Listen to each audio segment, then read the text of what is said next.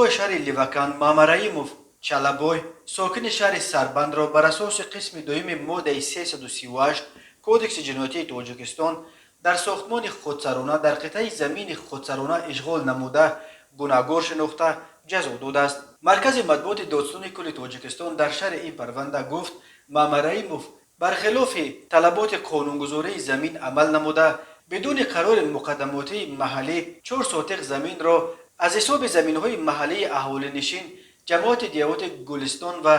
جویبار آبگذر خواجگی دهقانی امینجان 2016 خودسرانه اشغال نموده در میدان 49 متر مربع آن ساختمان عاقلخانه و کعدانخانه را انجام داده است. پروکورور شهر لیوکان نسبت مامرایموف بر اساس ماده 338 قسم 2 کودکس جنایی جمهوری تاجیکستان پرونده جنایتی آغاز نموده بعد از انجام یافتن تفتیشات پیشکی به دادگاه سپرده است و دادگاه شهر لیوکان مامرایموف را گناهکار دانسته است. قسم دوم ماده 338 کودکس جنایتی تاجیکستان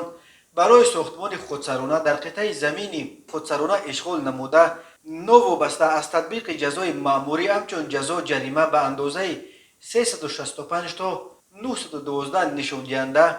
یا محروم ساختن از آزادی به مهلت از 2 تا 5 سال را پیش بینی کرده است.